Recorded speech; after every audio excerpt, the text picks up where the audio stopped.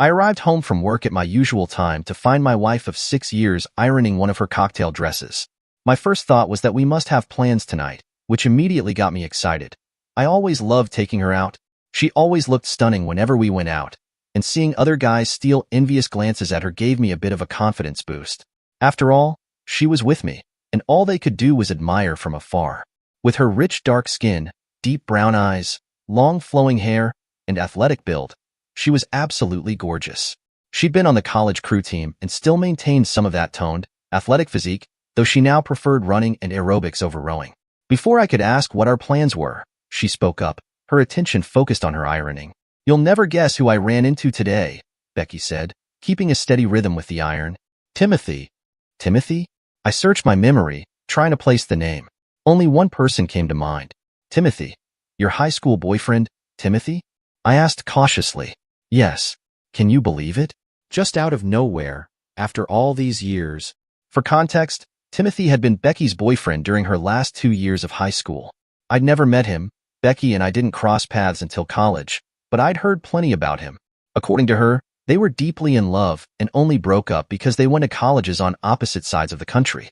When Becky and I met during freshman orientation, we clicked right away, but I had to settle for friendship initially since she wasn't ready for a new relationship.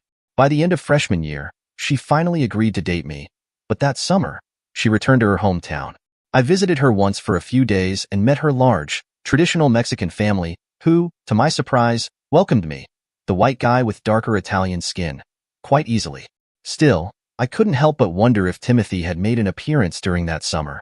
Neither of us brought him up, so I assumed he was part of her past and hoped he was out of her mind as well. "So, where did you run into him?" I asked casually. "In the lobby of my office building," she replied. "I was coming back from lunch, and there he was." At first, I wasn't sure if it was really him, but then he saw me, and he recognized me right away. Turns out he's a rep for a pharmaceutical company and visits this area every other Wednesday to meet with some of the doctors in the building. "Isn't that wild?" "Wild?" I echoed, trying to match her enthusiasm, though her excitement felt a bit too much for my liking. "I mean, what are the odds of us just bumping into each other like that? It's crazy. Anyway, we're having dinner tonight to catch up." That explained the cocktail dress. I didn't love the idea of a third wheel joining us if we were going out. I always enjoyed having her all to myself, but if this was a special occasion, I could make an effort to be gracious and make her happy. "Oh, okay. When do I need to be ready?" I asked. She stopped ironing and turned to me, a look of surprise on her face. "Oh, no, honey. I didn't mean we're all having dinner. It's just him and me." My stomach sank. "Just you and him? Why not bring me along? Why wouldn't you want me there?" He asked if I'd like to have dinner and catch up, and I said yes. "We'll just be reminiscing about old times. I don't want to worry about what you might think, or if you'd feel uncomfortable hearing about things from before we met. I just want to talk freely. Besides, you'd probably be bored. But you know I only love you, baby. Honey, it's completely inappropriate for a married woman to go out alone with another man, especially an ex. Even if nothing happens, imagine how it would look if someone we know saw you out with him." "Ronald, it's not a date," she said, her tone turning defensive. "It's just two old friends catching up over dinner." "I can't believe you're making such a big deal out of this." She set the iron down, inspecting her dress for wrinkles. "If it's not a date," I countered, "then why are you pulling out one of your sexy cocktail dresses?" "You know I like to dress up when I go out," she shot back. "It doesn't mean anything. You're acting like you don't trust me."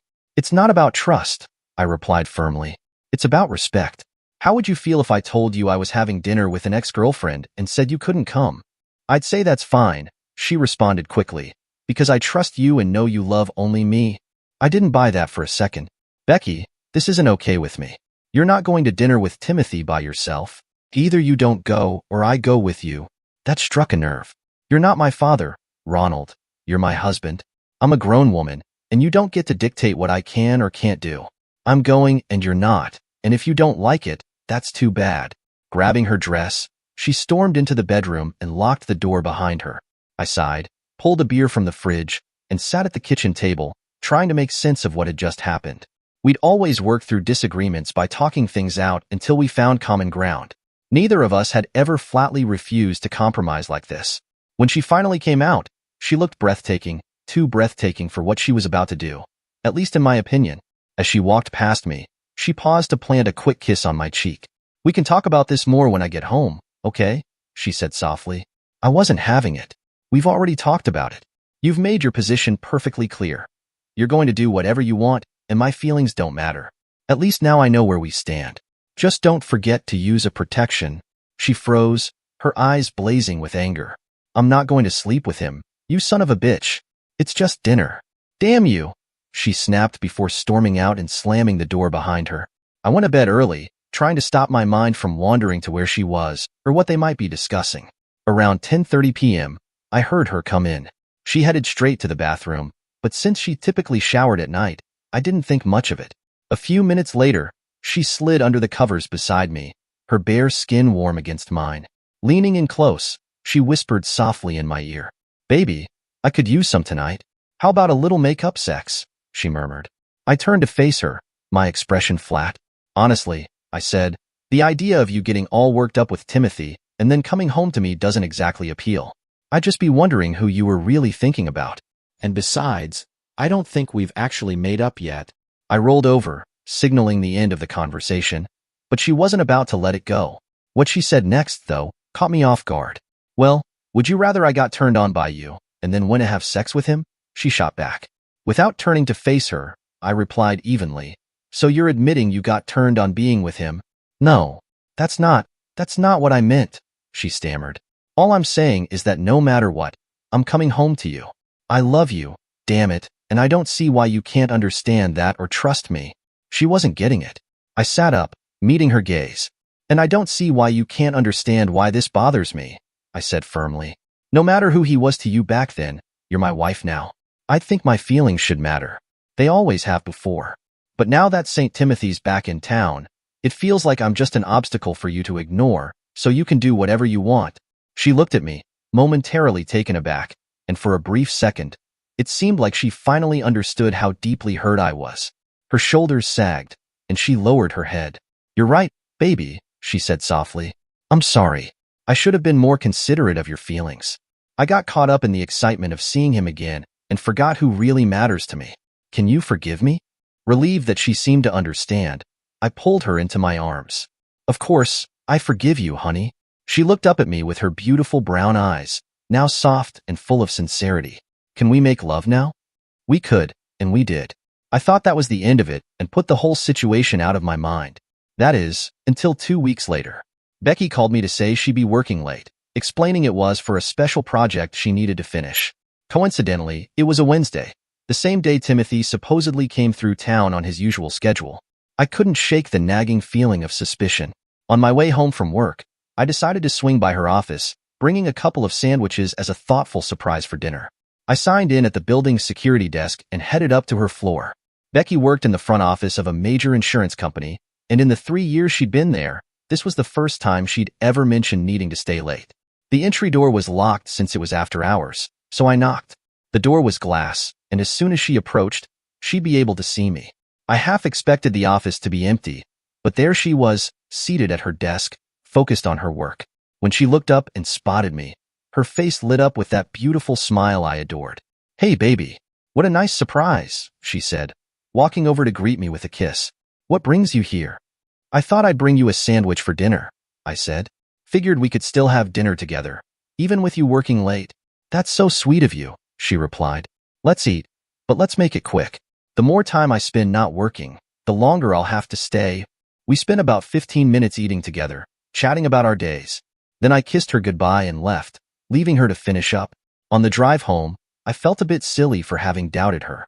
Maybe that dinner with Timothy really had been the end of it. They'd caught up. She put the past behind her, and life was moving on. I told myself I could trust her again. But then it happened again, 2 weeks later. The same call came through. She'd be working late on another special project. If it was true, it was a positive sign that her company valued her and was entrusting her with more responsibility. But the timing felt suspiciously convenient, and I couldn't shake the nagging feeling that it might just be an excuse. This time, I decided to keep things simple and called her direct office line. Since my number would show up on the caller ID, I figured she'd pick up if she was actually at her desk. It felt like a discreet way to confirm she was where she said she'd be, less intrusive than calling her cell, which she could answer from anywhere. Besides, with security cameras in the office, It seemed unlikely that anything inappropriate could happen there. I called her at 5:45 and again at 6:30.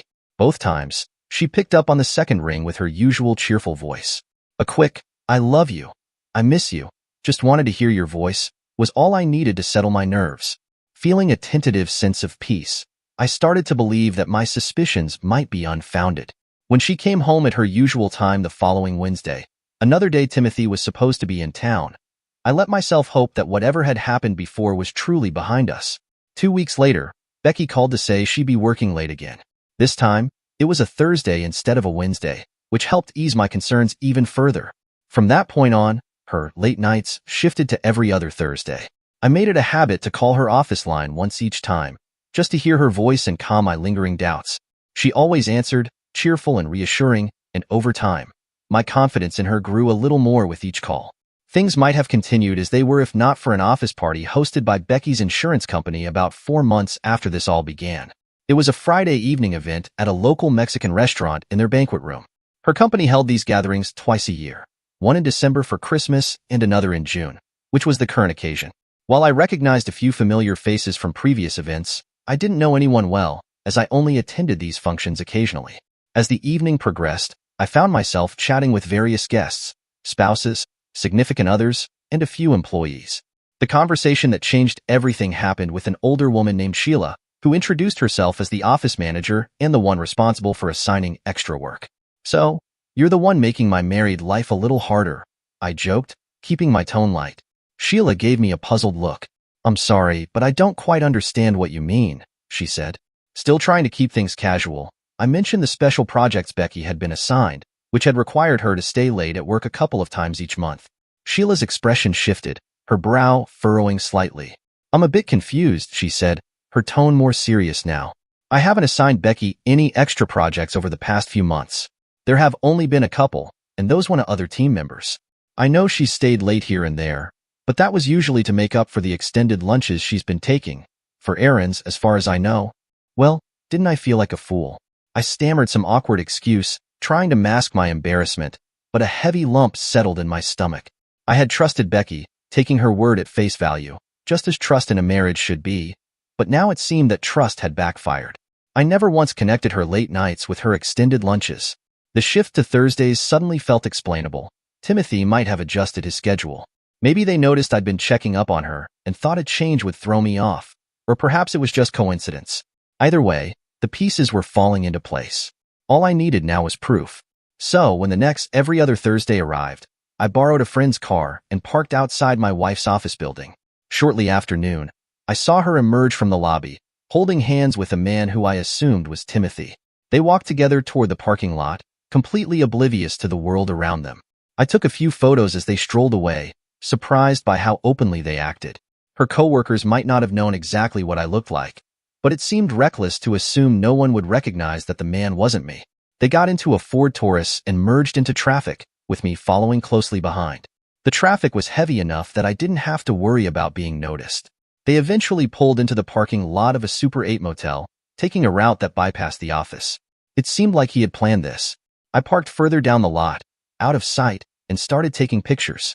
He led the way, opening the motel room door, and they paused in the doorway as Becky kissed him deeply. My stomach churned, and I noticed she still had her rings on. I couldn't help but wonder if it excited him that she was wearing my rings while they were together. While I waited, I made a few calls, setting up a meeting with a lawyer and informing my office that I'd be taking a few days off. Mostly, though, I just sat there, waiting. Finally, around 2:30, the door opened. I took a few more pictures as Becky emerged, still adjusting her clothes and running her fingers through her disheveled hair. I didn't need any more evidence to know what had just taken place. I put my camera away and drove home. I felt a sense of relief that we hadn't started a family or bought a house. At least this separation would be straightforward in terms of assets. We only had our cars and savings, which would be easy to divide. The expected call came shortly after. I was told she'd be working late on another project. I simply told her that was fine, and that I'd see her at 7:30. I didn't bother calling her that evening, feeling there was no point. But she noticed right away, and when she asked, "Honey, I was expecting your call. You've always called me when you're working late to say you love me. What happened?" I had to come up with an excuse quickly.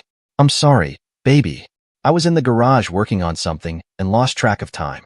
By the time I realized, you were already on your way home. I promise I won't forget again, though I hope these late nights end soon. Soon, I think, she replied. If not, I'll ask them to assign the projects to someone else. I was determined that the next time would be the last. I had already made all the arrangements, including splitting the finances. Even though I knew what was coming, I didn't bother following her again. I already had everything I needed. So, when the call came that she was staying late again, I wasn't surprised. I grabbed dinner on the way home, but I barely tasted it. Then, I began packing my things. I had a couple of hours before Becky got home, and all I had were my clothes and toiletries. The rest of the apartment, decor, kitchen stuff, was all Becky's style. Cheap and generic. I didn't want any of it. I called her like before, trying to keep things normal for one last time. By the time Becky walked in at 7:25, I was fully packed and my things were already loaded in the car. She was in a good mood as she came through the door. "Hey, baby," she greeted, setting down her things. "How was your day?" She leaned in for a kiss, but I pulled back. "Becky, we need to talk." Okay, honey. Let me put these down." We sat at the kitchen table, a place where so many memories had been made over the years. She smiled, unaware of what was about to happen, as if we were about to have a casual conversation about buying that new sofa we'd been considering. But she had no idea how serious this was going to get. "So, you've been working late a lot recently. How are your projects going?" I asked. Great. They seem really impressed with the work I'm doing. Hopefully, it'll lead to good things down the road. Tell me about them." "What?" She hadn't expected me to ask for specifics. She thought she could get away with just saying projects, and that would be enough. But I wasn't buying it. "The projects," I repeated, leaning in. "Tell me about them. What have you been working on?" Just some analysis, of rates in certain areas and things like that. I'm glad it's going well for you. So, is there anything you'd like to tell me?" "Just that I love you. But you already knew that." I thought I did, until I found out about you and Timothy." She sighed, clearly frustrated. "That again, Ronald. Damn it, I haven't done anything with him. I haven't even seen him since that one time months ago." "Haven't seen him in months? Is that right? Are you sure about that?" "Yes, Ronald. I'm sure." But her face betrayed the certainty of her words. She was worried now. "Then maybe you can explain who this guy is," I said, sliding the pictures I had taken across the table, placing the one of her stumbling out of the hotel room on top. Her head dropped. And then, I pushed the divorce papers in front of her. "No, Ronald, please, it was nothing. Just nothing. Can't we work through this? Counseling, whatever you want," she pleaded. "Of course not, Becky. I told you from the start that cheating was a deal breaker, and I meant it. You're my wife, and in just the last few months, I haven't even been the last person you've been with. And you lied about it, right up until I shoved the pictures in your face. You've shown me nothing but disrespect for me and for our marriage. There's no fixing this. I thought we had something good, and I'm sorry that, apparently, I wasn't enough for you. Oh, Ronald, please don't think it was ever about you. I love you with all my heart, and it was never about you. I can't explain it. All those old feelings came rushing back when I saw him again, and I wanted to experience it one more time. The first night, it was just dinner, and I thought that would be the end of it. But then, he kept invading my thoughts. I was a virgin when we met, so I'd never been with the person I considered my first love. I got caught up in it, and when he came back 2 weeks later and asked me to lunch, I agreed. We ended up at a hotel. I did it willingly. I wish I could say I didn't, but I did. After that, it was easier every time, but it wasn't as exciting. I was thinking about ending it, but I guess I was too late. I'm sorry, Ronald. Please, I love you. Is there anything I can do to fix this? I'm sorry too, Becky. I really did love you. I walked out of the apartment for the last time. For months later, the divorce was final. At least she respected my decision and didn't fight it. I moved into a one-bedroom apartment, and as expected, Becky transferred to a different office and moved in with Timothy. I threw myself into my work, and by the time the divorce was finalized, I had earned a nice bonus and was on track for a promotion after our successful pitch to a large Japanese electronics company. Even though I knew I could never be with her again, I still missed her. She had always been the most beautiful woman in the world to me, and I couldn't help but wonder how anyone could ever compare. Almost a year later, I received a text from Becky. She was in town and wanted to meet for drinks. We arranged to meet at a small bar not far from my apartment that evening. When I walked in, I immediately noticed she had lost weight. She still looked beautiful, but in a different way. I greeted her warmly with a light hug and a peck on the cheek. "So, what brings you to town, Becky?" I asked as I sat across from her. I ordered a Coke, having never developed a taste for alcohol, but surprised her by adding a strawberry daiquiri to my order. She noticed. "Alcohol, Ronald? That's not like you," she remarked. "Things have changed a lot over the past year." "Life's full of surprises," I replied. "I suppose you're right. Actually, I'm thinking about moving back. I miss it here. Is Timothy able to work from this area?" I asked. It was a sincere question. I had moved past the anger and hurt. "We're not together anymore. He was cheating on me," she said. "Is that so?" I responded, surprised but not shocked. How ironic, I thought. It turns out I wasn't the only regular stop on his route, even back then, and he never stopped with any of them, even after I moved in with him, she continued. "I'm sorry to hear that. How did you find out?" "Well, it seems there were other husbands who were less understanding than you were.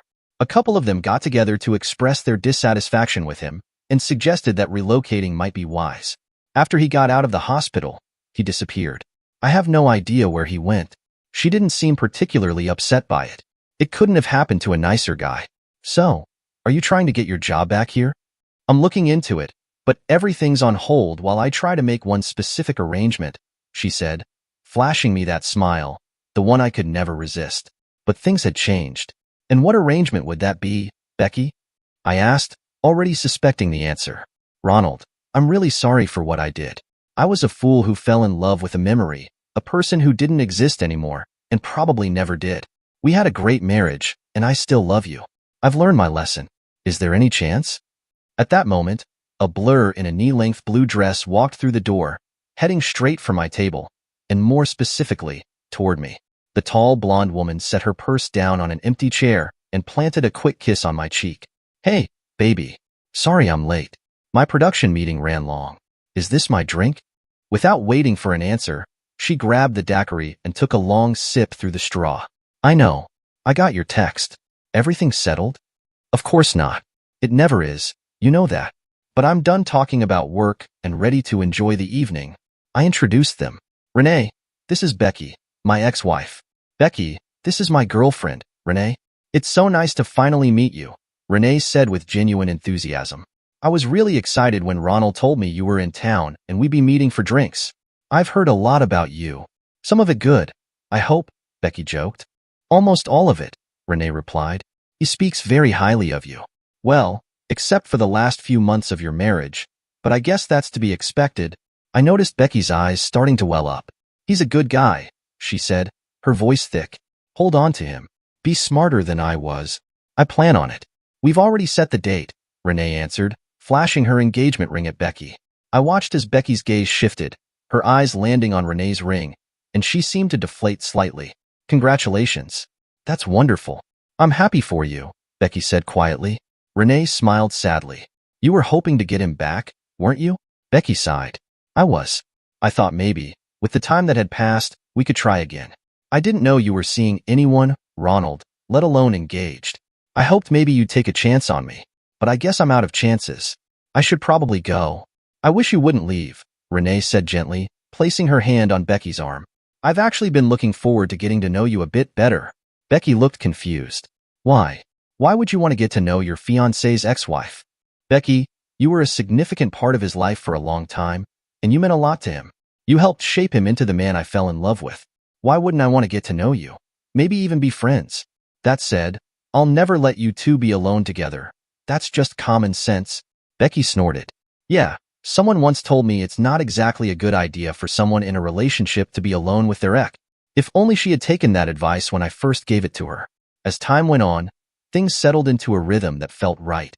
I kept my focus on building my career and my relationship with Renee, and things only grew stronger between us. Renee's warmth, understanding, and the way she made me laugh helped me heal from the past. I never expected to find someone who could make me feel whole again, but she did. It wasn't long before we started planning our future together. I proposed on a weekend getaway to a quiet cabin by the lake. I had the ring in my pocket for days, but the moment felt perfect. She said yes with a joyful tear in her eye, and I knew then that I'd never make the same mistakes again. We made our home together, filled with love, laughter, and a new sense of peace.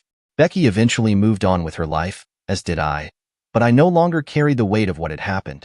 Renee and I made sure to keep building our life on the solid foundation of trust and mutual respect.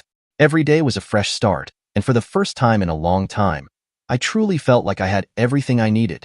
I realized that sometimes the greatest gifts in life come after the hardest lessons. And as I looked at Renee, laughing beside me, I knew I had found my real second chance. Dear listeners, please share your thoughts in the comments section below and don't forget to like, share, and subscribe.